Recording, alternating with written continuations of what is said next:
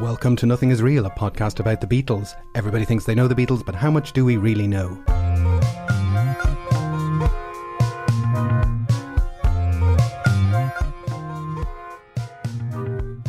My name is Jason Carty. My name's Stephen Cockcroft. And today we're going to be talking about Please Please Me, the debut album from the Beatles.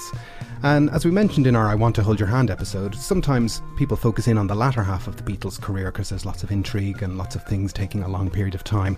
But really, the early part of the Beatles' career is just as worthy of discussion.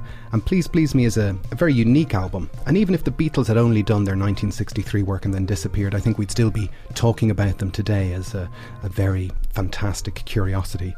So Please Please Me, I'm assuming you're a fan of the album, Stephen. I am. And ahead of recording this, I went back and I listened to it again in its various sort of iterations, the original vinyl, the 1987 CD, and the 2009 remaster. And it's an album that I keep rediscovering.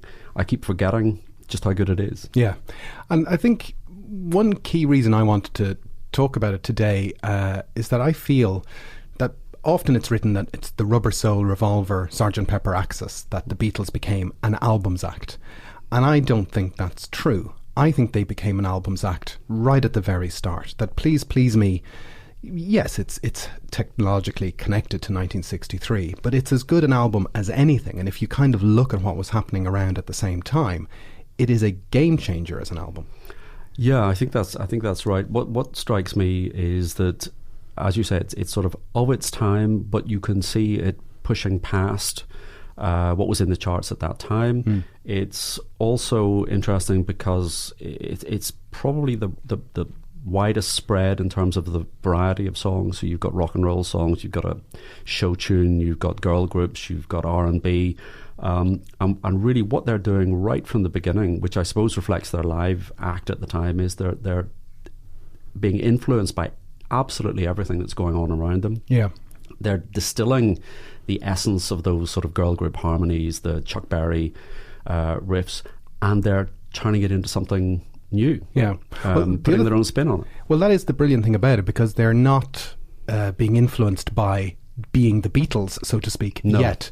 They're kind of coming clean. So the expectation is a different expectation to later albums. They're really just presenting themselves. They haven't been sullied, if you want to say, by huge amounts of fame, by worldwide adulation yet. They are literally saying, here we are. Yeah, I think so. I think they're interested simply in presenting themselves. This is their first sort of presentation to the public. And I think, yes, to that extent, because their sort of rise was so meteoric, you genuinely don't get that.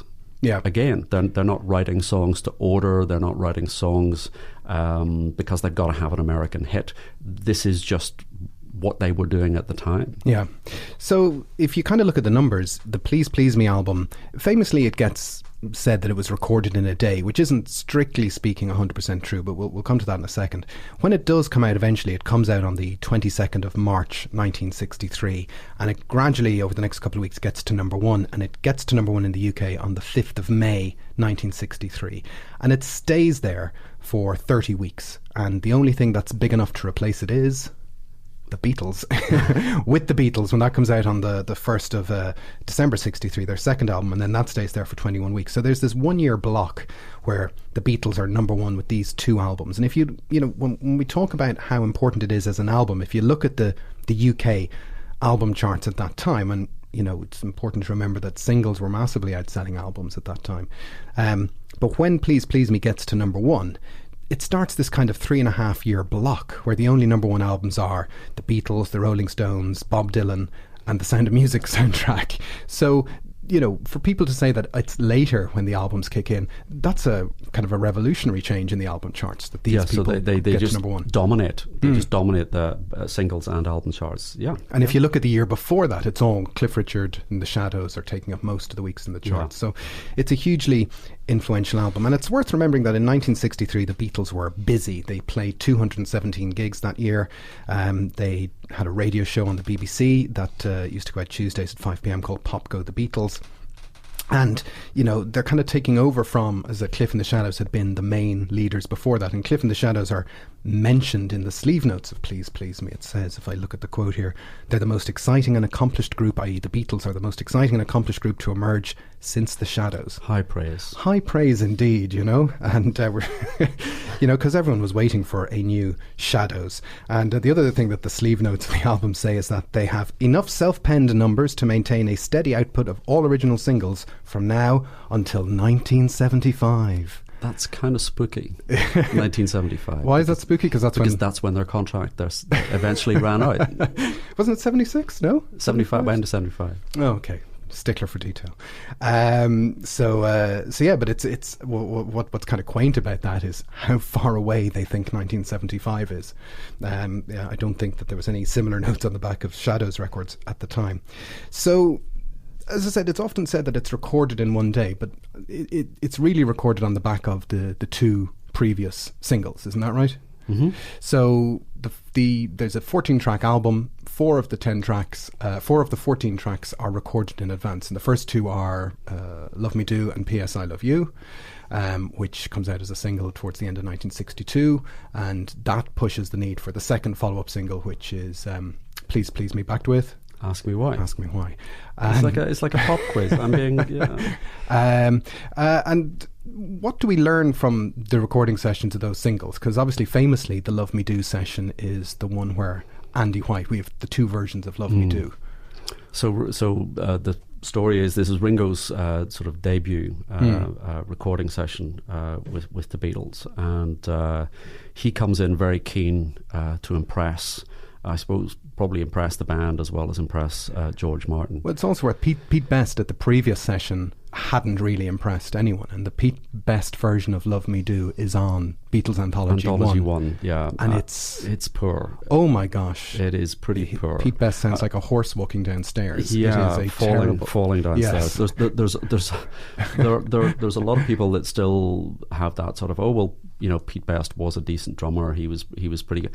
I think the recorded evidence that you have there, and maybe it's studio nerves, but it really comes across that he just... Well, this is a theory about Pete Best, is that the studio, he could not make it count in the studio, which is kind of important, but is not uncommon with bands of the 60s where they would be getting sessioneers in and saying, look, do what you do on the road, but in here we're going to play it in a studio way. Well, the interesting thing, going back to the very first time the Beatles were in the studio in Germany, with Bert Kaempfert recording with Tony Sheridan, it's Pete Best drumming that Kaempfert takes exception to, and he removes the bass drum, I think, so that Pete Best is limited, you know, because clearly that kind of, you know, can't coordinate the bass drum and the tom-toms and the cymbals. So second time in the studio for Pete Best, second producer to say the drummer isn't up to scratch. So Ringo has come in.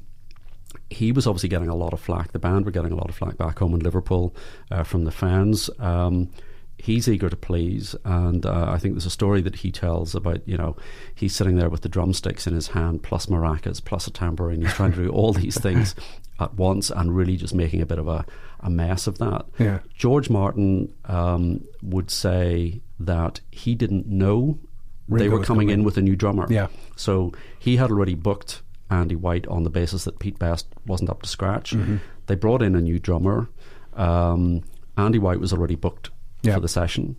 Martin wasn't going to take any chances, but Ringo, I think, didn't particularly cover himself in glory, simply by being overly keen, I think. It is a curious thing, and, you know, I know books have been written about the whole Pete Best situation, that, you know, many other bands might have just said, well, you know, we'll just do the session drummer and Pete will stay in the band and that's that.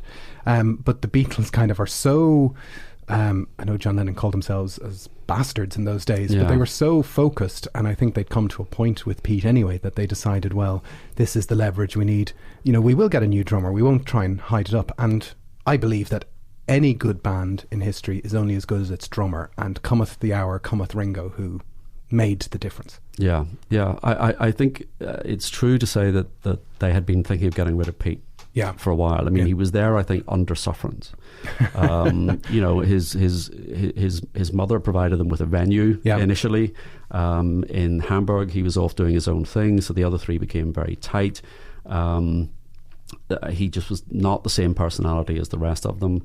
I think they'd been talking about this for a while. Yes. He also was never, well, this is something that Mark Lewison makes quite clear in his biography, is that he wasn't socially adept to hanging out with the Japage three, if you want to say. No, I mean, yes, in Hamburg he sort of went off. He had a girlfriend. He went off, hung out with her. The other three were kind of hanging with Ringo, with his band. Hanging with Ringo and other musicians.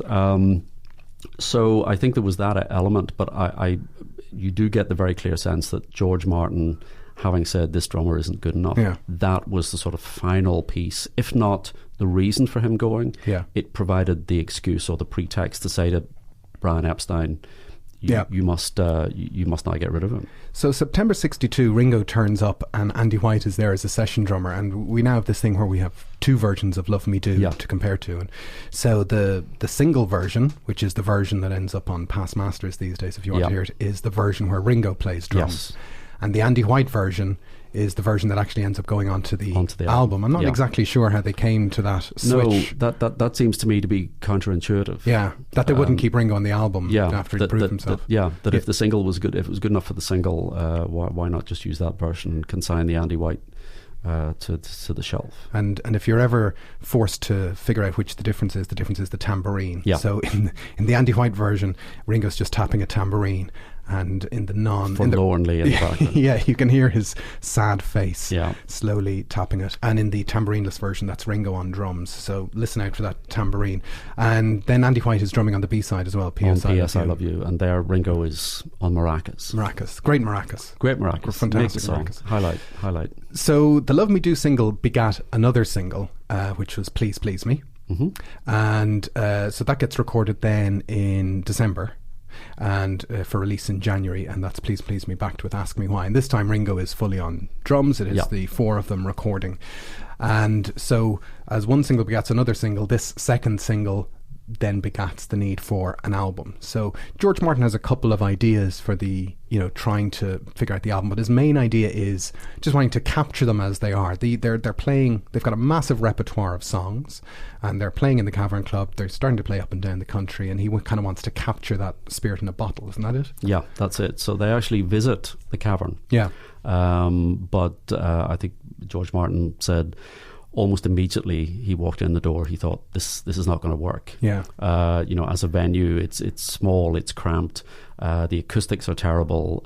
He's not going to be able to get a satisfactory live recording there. So that was, I think, abandoned fairly early doors. I do. It's one of the lost things, isn't it, that we don't have a 61, 62 recording, particularly, a decent recording of the kind of the leather-clad rock and roll Beatles.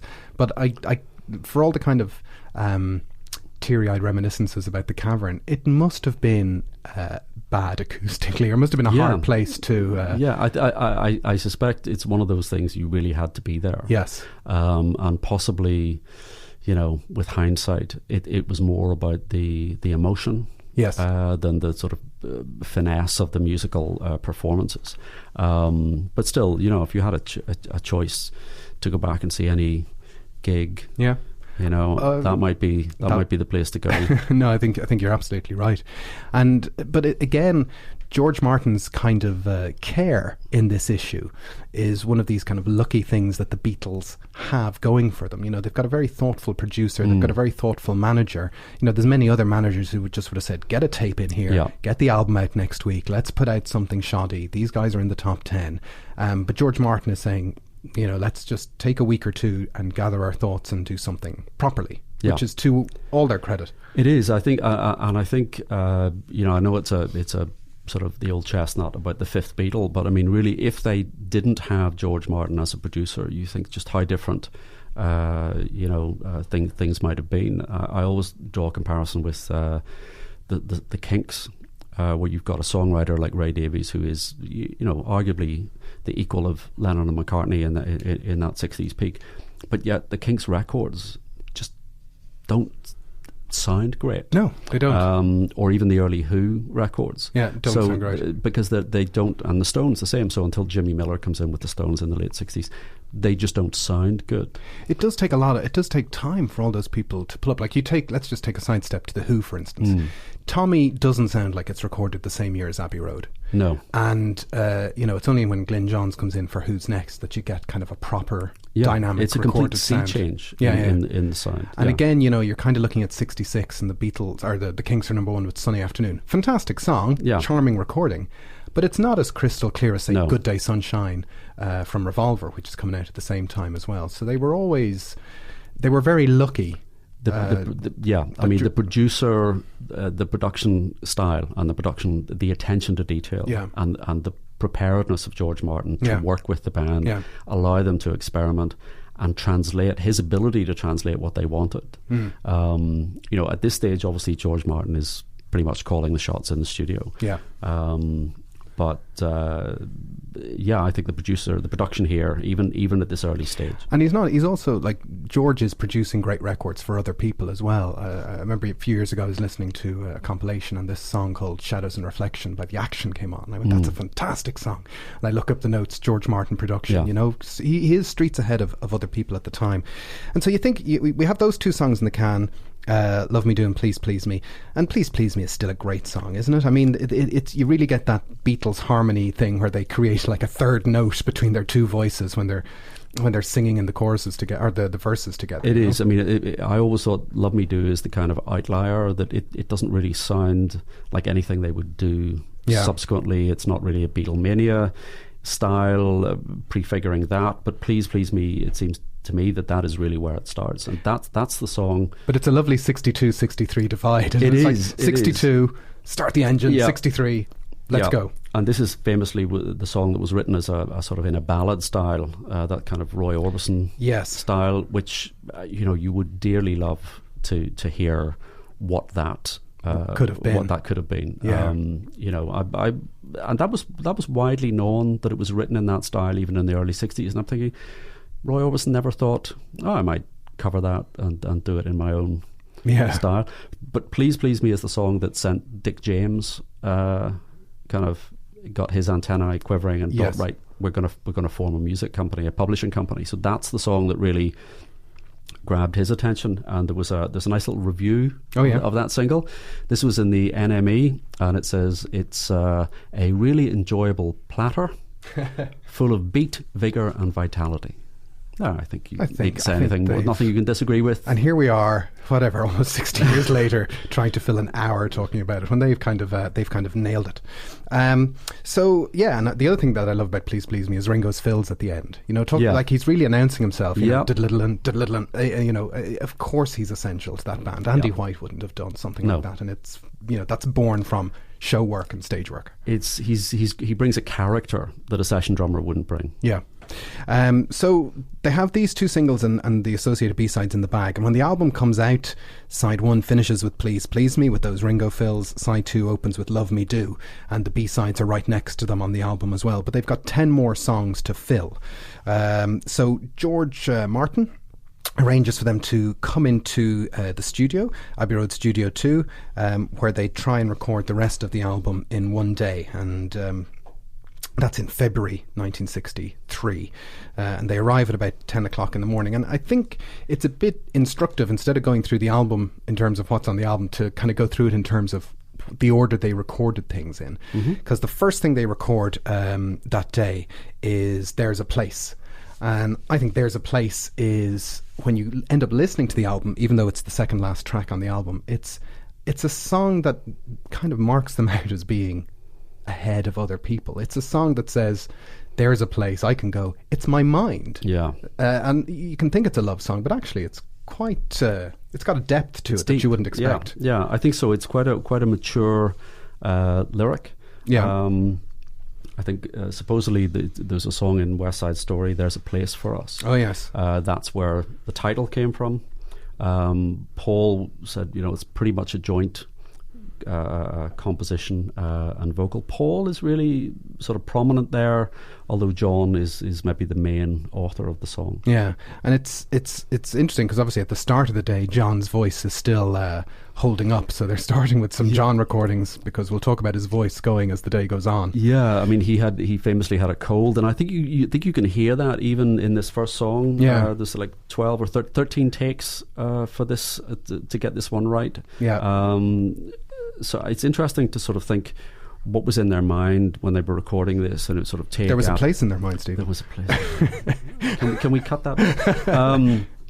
So they've got 13 passes at the first song of the day. Yeah, and you sort of think, were they thinking this is going to be a slog? 13 seems a lot. Just looking at 10 takes. They had 10 takes done on that one, but even still, to actually. They couldn't be going at that rate for the whole day. And the thing is, part of the reason we're talking about this album is to try and drive people back to listen to it again. But there's a bit on, when they hit that harmony about 1 minute 50 seconds in, and It's My Mind, the two of them, it's one of these John and Paul moments where it just jumps out of the speakers at you. But they eventually do kind of put it down. But I think as a song, it's kind of the key to them. If you're trying to look back and say, were there any clues on the first album about where they were going to go?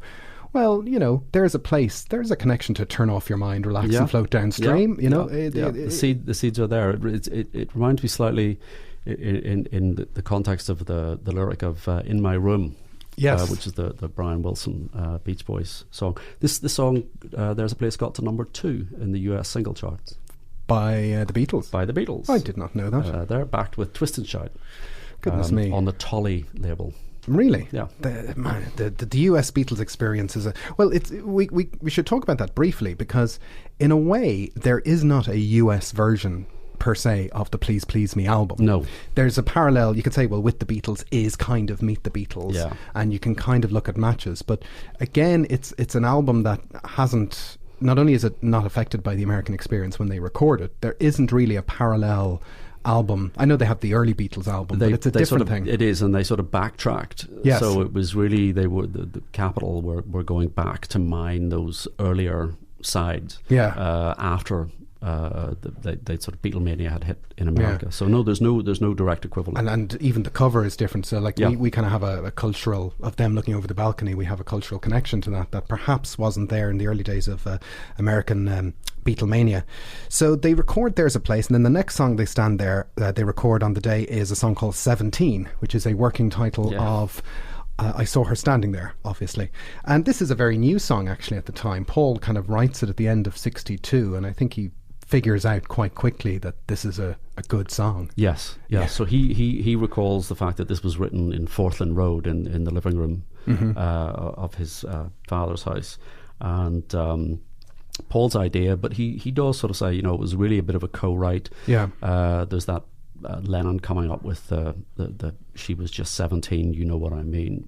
Never Been a Beauty Queen was Paul's original. You've never been a beauty queen. I think there were a couple of other things, Man, She Was Mean, and then suddenly Lennon hits on this, and then there's a kind of suggestive element to that as well. And there's actually, if we can find it, we can maybe put it on the Facebook and on Twitter, that Mike McCartney, Paul's brother, took a photograph of them in Forthlin Road on that day, hunched over like an exercise book. So that's the song they're working on in that famous picture of the two of them guitar to guitar.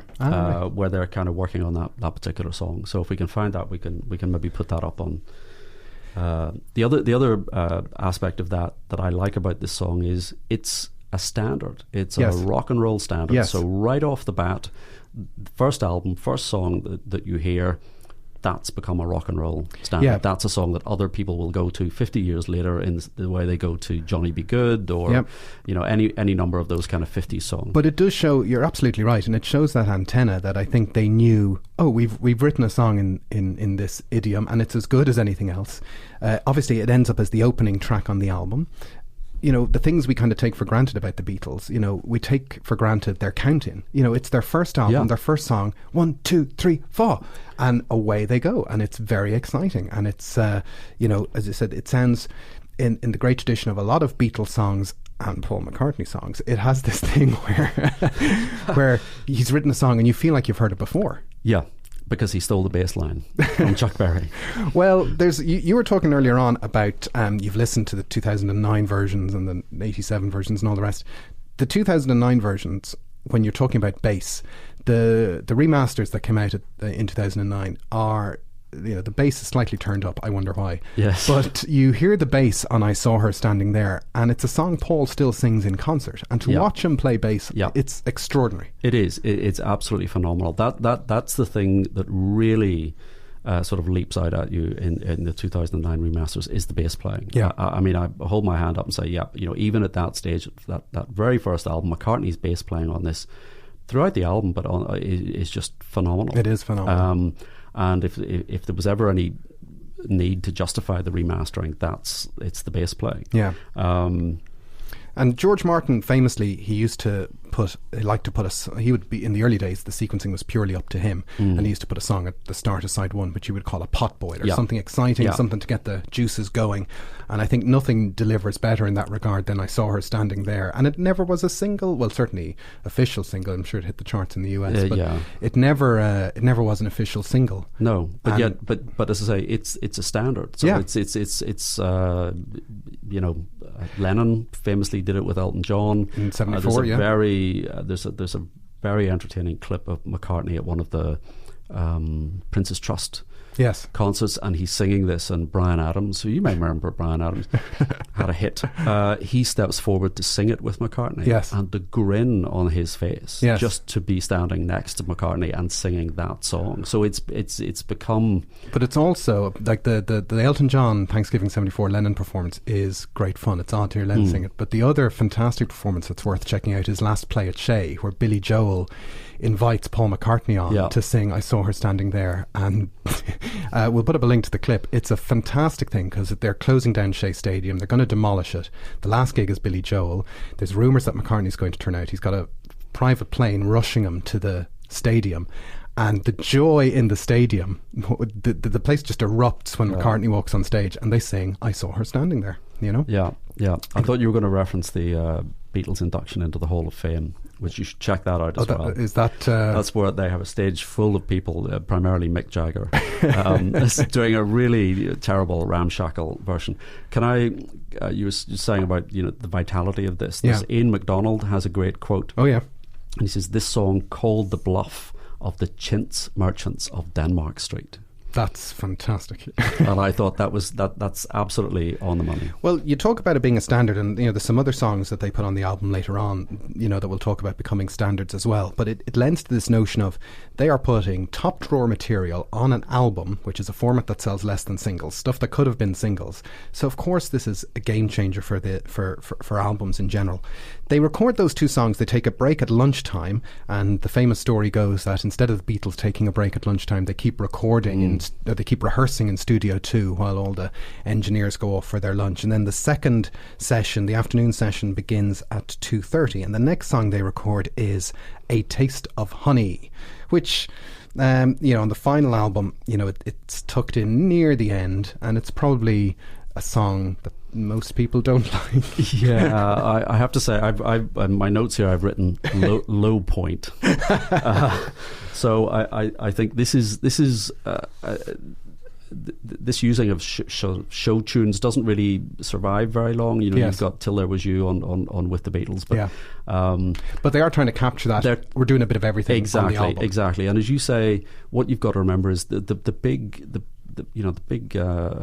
hits, the big soundtrack albums are Sound of Music, South Pacific. Yeah. So show tunes for the mums and dads, for the general, we haven't, I suppose, really kind of got in the UK that distinction yet, that generational distinction. Yes. And to an extent, one of my theories is that generation gap didn't open up as quickly as it would have done because of the Beatles. Right, yes. Because they were consistently producing songs and albums that the teenagers liked, the young kids liked, the mums and dads liked, there was articles in the papers that the grown-ups could attach to. Well, I don't mind these Beatles, but these other bands Yes. So that, and this is a prime example, but I have to say, Taste of Honey is definitely Do you know, though, the connection between A Taste of Honey and Star Wars? Star Wars? Star Wars. No. So A Taste of Honey was first recorded by Billy D. Williams for a play in 1960, and Billy D. Williams was Lando Calrissian.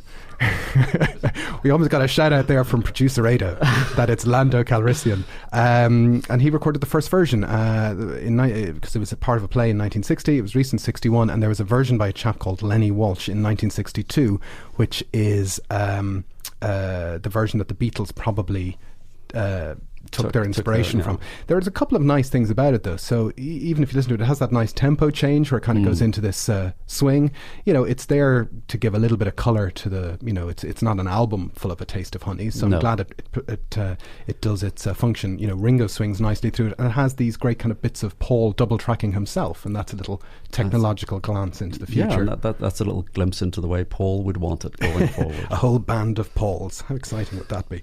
So they get A Taste of Honey down, and then next up to stand up to the microphone is George Harrison, who is singing another song that I think has evolved into a standard, which is Do You Want to Know a Secret? Yeah. I remember when I got Please Please Me for the first time, and I think I've said before, I was a kind of a kid of late 80s Beatles on CD, and I bought a lot of the later albums, so Please Please Me I bought quite late in the sequence because I was listening to all the cool funky albums. And I remember buying Please Please Me in Dublin Airport, and I was a teenager, and I listened to this on the Discman, and when it came on to Do You Want to Know a Secret, I had that wave of, oh, I didn't know this was a Beatles song. I know this song.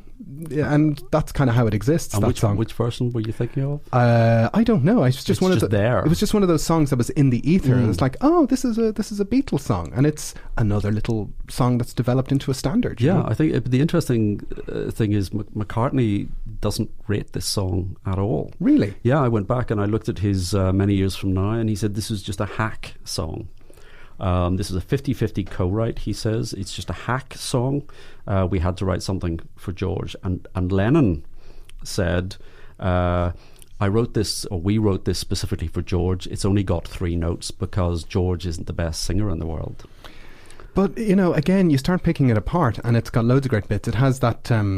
I don't know, I'm sure there's a musical technical term for it, but it has that kind of introductory melody that he does again with them Here, There and Everywhere. Yep. And maybe Queenie Eye, I don't know, where there's kind of an introductory kind of melody that doesn't get repeated in the rest of the song. And that's kind of, it reminds me of things like Mario Lanza, I guess, and all these kind of great balladeers, you know. And again, can I say number 2 single for Billy J. Kramer, was it, or for them? For the Beatles? Oh, the Beatles. The Billy J. Kramer, I think took it to number 1. Yeah. But in America, the Beatles version got to number 2. That was on the VJ label. Well, there you go, and that's George's debut vocal on a Beatles album. And can I just say before we leave that, George referenced a song by a group called the Stereos, called I Really Love You. It's not a song that I was familiar with. It was a hit in 1961, and he has said, if you want to know where we took this song from, go and listen to that earlier version. And he actually recorded a version of that in 1982 on Gone Troppo, which sounds nothing like Do You Want to Know a Secret? I did not know that. Now I have to go off and listen to that. So with those songs finished, they're still in their afternoon session, and the final song they record in the afternoon session is Misery, which ends up being the second track on the album, and as such is kind of the first time you hear Lennon sing on the album. And it was originally famously written and offered to Helen Shapiro, but she didn't want to take it. Well, she never heard it. Oh, it never even made it to her ears? So seemingly they were... it was just before their first UK tour, which was in February 1963. They were 5th on the bill, and they say they started it backstage, finished it at Fourth Lynn Road. Yeah.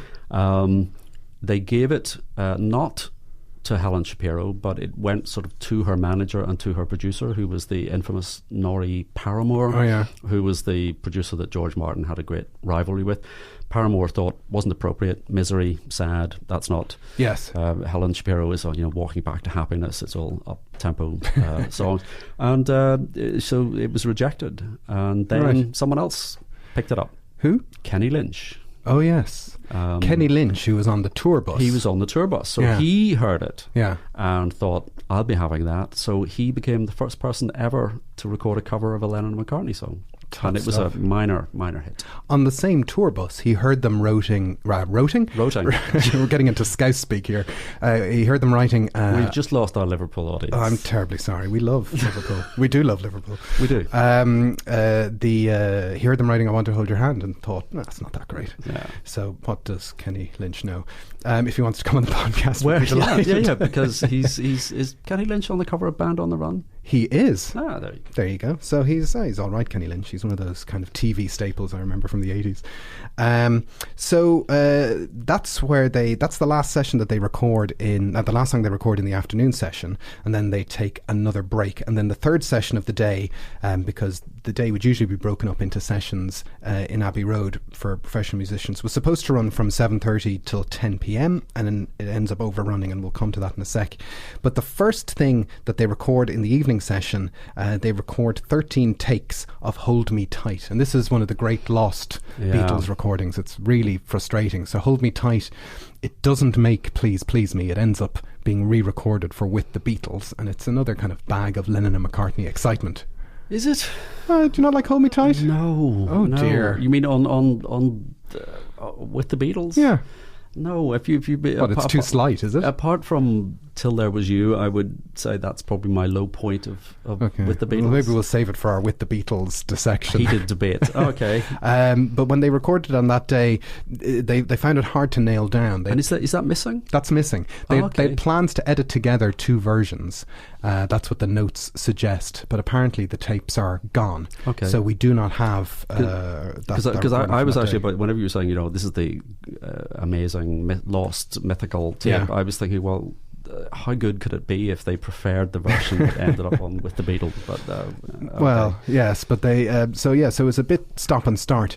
Then they still have 4 more songs to record for the album, and they've already recorded one cover version, which was A Taste of Honey, but the rest of the songs that they record for the day are all cover versions. So it's interesting when you kind of look at this overview that yes, we buy the album and it's a mix of originals and covers, but you look at the day's recording and they're very blatantly, obviously and sensibly recording their own songs up front, and then for the evening session they're just nailing down all the covers right at the end. And maybe some of these covers are easier to record because they're coming from the stage set, so they're literally not having to think about how they exist. So they record 3 takes next of Anna, Go to Him, which is a song by Arthur Alexander, and then they do a single one take through of Boys, which is Ringo's vocal appearance on the album. Now I think Anna, Go to Him, even though there's talk of John's voice not being great on the day, John's voice on Anna is just one of my favourite things. It's a great version, and I mean I've heard the Arthur Alexander version. I think the Beatles probably top that. Yeah, and that big kind of whoa that he does in that is just a wonderful noise. And there's an Elvis Costello song from many years later called Blue Chair where he rips that off completely, and when you hear it, it's like, oh, that's John Lennon's Anna, Go to Him, ohs. And then, as I said, they kind of knock through Boys in one take with Ringo drumming and singing. And here's what I think. I think it's fantastic. And I also think that, for all the talk of Pete Best out, Ringo in, what's going on, just, he's only been in the group for weeks, really, 4 months or 5 months at this time, and already he's Ringo of the Beatles. He has his star time Ringo moment. He's part of the group. He's getting his vocal in. It's a very democratic, and it's the right choice to make as well. It is. It's a perfect song for Ringo. He still does it live in his all-star tour, and I think it's not perhaps technically the best performance, but it just captures that live feel. I think this is one of those songs on the album which really sort of reflects that initial idea of it would be great to get a live performance, and this is probably one of the songs that gets you as close to that as possible. It's always fun to watch him play drums and sing this song at the same time. This is going crazy. Where he's just going completely nuts. So you would get a real sense of that, and it's one of the few songs on the album. If you listen to the sort of 87 CD or the kind of mid-70s fake stereo they're tinkering with, naturally enough, his vocals and drums are on one track. So it's impossible to separate the two, and it's a very exciting performance. Yeah. So Ringo is not like a junior partner. He has a song here. It's the christening of the Ringo song on the album, which is a feature that happens almost on every single Beatles record. And it has that great bit where he just shouts out, "All right, George." This kind of notion of, again, we take it for granted the Beatles as this kind of four-headed monster. It wasn't X and the Beatles. It wasn't like one of these Johnny Kidd and the Pirate type things. They are a kind of a one-headed beast or four-headed beast, kind of communicating with each other. So then there's more cover versions next. There's Chains, which is a Goffin and King song, and Baby It's You, which is obviously a Bacharach and David with Williams song. And what's interesting is it's early 63, and Goffin and King and Bacharach and David haven't become the big legends that we know about. No. But yet, again, the Beatles antenna is tuned into these slightly obscure songs by these people who would go on to be very, very important songwriters. I think that's very telling. You've got an album here it's got Lennon, McCartney, Goffin and King, Burt Bacharach. That's a pretty impressive roster of songwriting. And talent decades there. later, you kind of think, and Lennon McCartney is part of that roster as well. Like they're kind of setting out their stall to be part of that. George sings Chains, and Baby It's You eventually comes out as a single in the BBC version in '94. George, Teen George. It's not the most sort of inspiring performance. I think there's a little kind of leaden.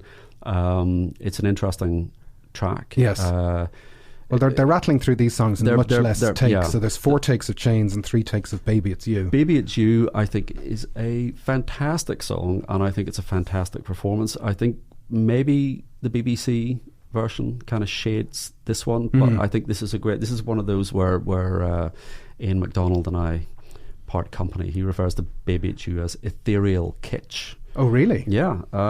He has his moments. He has his moments, but I fundamentally disagree. I think that's a kind of hidden gem. There's, people talk about Please Please Me being recorded in one day, and they record, the 10 songs in one day. Do you know there was another day in 1963 where they recorded more songs in a single day that ended up on record? Do tell. It's Wednesday the 10th of July 1963 when they were recording at the BBC for Pop Goes the Beatles. Oh, okay. And 12 of those recordings from that day have ended up on various versions of Live at the BBC Volume 1 and Volume 2. So it's amazing how much they're putting down on taking, including that other version of Baby It's You. So we're at 10 o'clock. The session is supposed to finish, and this is where the Beatles kind of step over into legend, or the myth is created. And they need one more song, because you can't put out a record with 13 tracks. You have to put out a record with 14 tracks.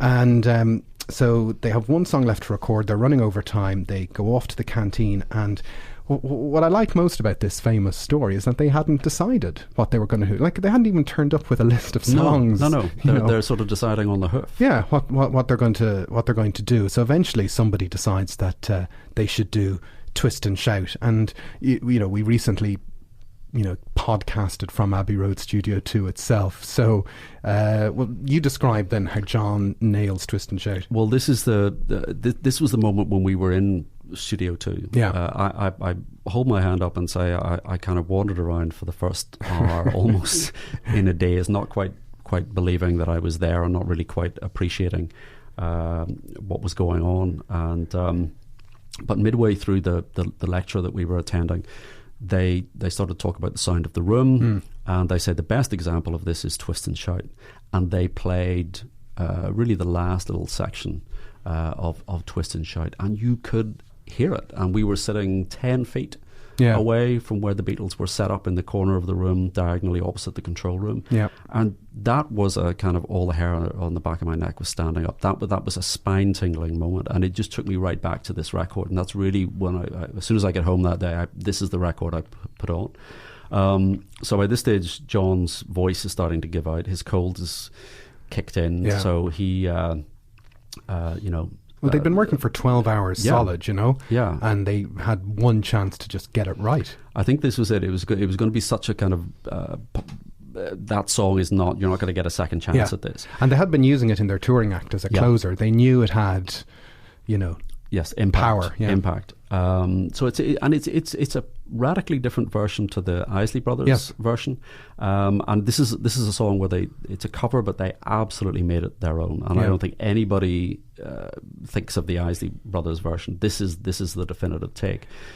It's interesting, it's always curious to look at the top streaming Beatles songs, and the only, obviously George song, Here Comes the Sun is number one. A lot of the songs are later songs. The only really early song that hits the top 10 is Twist and Shout. Yeah.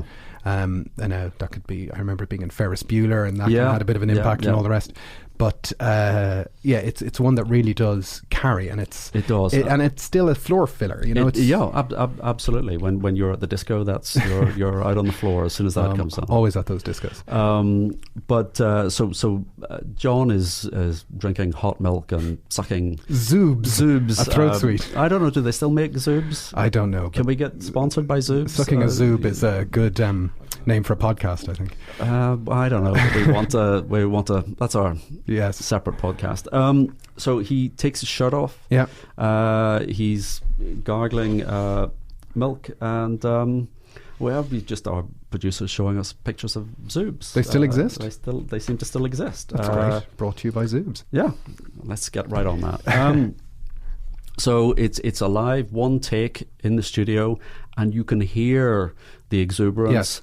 You can hear that they're really going for it. Yeah. Lennon said afterwards, I wasn't really singing it, I was just screaming it. Well, I have a quote from Lennon here from a 76 interview. That last song nearly killed me. My voice wasn't the same for a long time after. Every time I swallowed, it was like sandpaper. I was always bitterly ashamed of it because I could sing it better than that. But now it doesn't bother me. You can hear that I'm just a frantic guy doing his best. So this is, and it prompted George Martin to say, I don't know how they do it. We've been recording all day. The longer we go on, the better they get. Now they did start a second take. Well, this was the big revelation. I remember when Lewis and Sessions' book came out in '88. Was that, and it's never leaked. It's never been bootlegged. But it just, I would hate to hear it. I was just going to say, I would love to hear it. I would hate to hear it. I would hate to hear, because then I would know. What I like about Twist and Shout as it exists now is it's literally those moments in time. It happened live. It happened at a one-off event. It managed to get captured. Yeah. I don't need to hear that. I love a good box set, and I love all that other stuff. But some things don't need light let in on them. Well, to be fair, that is the song that really just, it suddenly hit me when we were sitting in Abbey Road. Yeah. They played lots of other little things. We were wandering around. We were looking at the pianos and the recorders and things like that. Yeah. But it didn't. We'd been in the studio. We looked down at that. All of that. First time it absolutely hit me where we were and what was going on and what had happened in this room was hearing Twist and Shout. And so Twist and Shout had been a showstopper for them. It was the last song they recorded on the night. It's the last song that goes on the album. It's a fantastic song to put at the end of an album, because often on albums, songs tend to have a bit of a melancholy goodbye kind of vibe, whereas to actually end on such a raucous party song, to start with I Saw Her Standing There and to end on Twist and Shout, that's quite a statement of intent. And so they finished recording at about way after 10 o'clock, at about 10:45, and even still they don't go home. George Martin and everyone else in the Studio 2 control booth are kind of amazed at how this day has ended, and they all go into the control room, and an experience that's still relatively new for the Beatles is that they have a playback of a good number of the songs, and they have a listen to what they're doing, which again isn't the behaviour of people who are just in it for a job. It's not like, okay, the session's over at 10, we're going down to the tube station, we're out of here. It's like, something, this is a happening, and they're kind of recognising that. So I think it was Brian Epstein ended up giving, was it George Martin a lift home or something like that? Yeah, or Norman Smith, I think, a lift home. Yeah. So the album itself, it's recorded in February and it comes out about 6 weeks later at the end of March. And in the interim, the other kind of important part is the cover photograph as well. Yes. And, it's interesting to see some of the other photos that were taken on that day on the steps of Manchester Square EMI House, because that's the balcony where the photograph got taken. but it was Angus MacBean, who was kind of their photographer at the time, who ended up taking that picture. And it's, I think it's as good as you get for that time frame, I think so. I mean, everything about that photograph is sort of iconic. It's kind of odd that Ringo still has his 1950s Teddy Boy yes, quiff. He hasn't quite signed up to the mop top. No, and the little memo and the little grey streak is visible. But what I like about the photograph is if you kind of strip the the text away from that photograph, they're on a stairway. That the stairway is kind of stretching up, almost into infinity, and that's if anybody that went to school in the 60s or the 70s or the 80s. It reminds me of a stairway in a school, like a modern. Well, it is modern, yeah. We don't think of this as being modern anymore because of what came after, but this is a modern guys in a modern building. Yeah, and I think that's the thing. If you looked at that, if you got that in 1963, it screams kind of modern, future. Very much up to date. It's a fantastic photograph, and Angus MacBean last minute. Assignment for him, I think. Yeah, and again, it's one of these. The thing we talk about over again is Beatles serendipity. Just one of these moments. Let's just do this here. It started. It starts with this photo. The photo on the cover of Abbey Road is the same kind of serendipity. Yeah, it all just works, and of course they recreate the photo in May '69. Yes. And the other thing that I really feel I should have known this is that the photograph on the cover of 62, 66 and on the flip side of 67, 70 isn't that photograph. No, it's slightly different. It's slightly different. I hadn't quite appreciated that. But apparently when they were redoing the photo that ended up on the cover of 67, 70 where they recreate the image, Lennon was the most obsessed with trying to recreate his original angle, position, how he looked, and all the rest. It could have been. Can we talk about the alternative title? Oh yes, Off the Beatle Track. So it was a narrow escape. It dodged a bullet there. I think would their career ever have recovered from Off the Beatle Track? I don't think so. I mean, it's interesting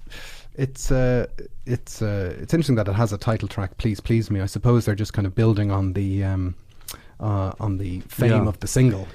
So George Martin was a member of the Zoological Society. Yes. So he writes to London Zoo. I mean, he contacts them and says, "Could we get a photograph of them at the Insect House?" And, another from me. The Zoological Society wrote back and said, "Terribly sorry, I don't really think that's quite the image for us." But he used it himself. He put out an orchestral version of Beatles songs and called it Off the Beatle Track. So at least I've never actually listened to that. Have you listened to that? I have. I've heard a few. I've seen it. I've heard a few of the tracks made it onto a Record Store Day release. But I don't have the original.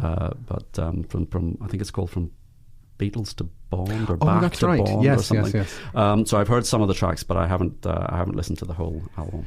So, that's the Please Please Me, the debut album from the Beatles. And I think, if you haven't listened to it in a while, go back and dig it out and listen to it again. It is a fantastic piece, and it is an album that changes albums in rock and roll as much as any other album that comes out in the 60s, and it really signifies a start of that era.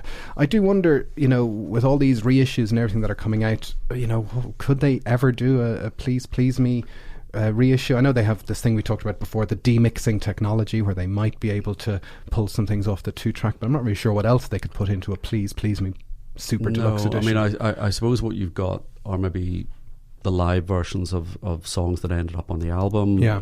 Maybe you've got those outtakes, early run-throughs, that type of thing. But it's difficult to see what they would do. Although there are some. So the stereo mix of Please Please Me is a different take to the mono mix of Please Please Me. Oh, really? Okay. Yeah, completely different take. So Lennon messes up a lyric. There's a lyric, line. So even then there were sort of I've never entirely understood how that could possibly happen. The different takes are being used for different mixes. Hard to see. Maybe they could fill an entire box set.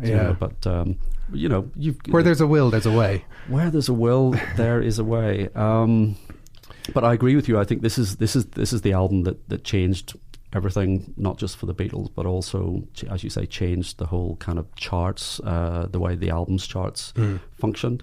Quote from Mark Lewison saying, there can scarcely have been 585 more productive minutes in the history of recorded music. And I think that's a bold statement, but it's hard to maybe disagree with that. Well, again, here we are 56 years later, pulling it apart and still holding it up to the light. All right.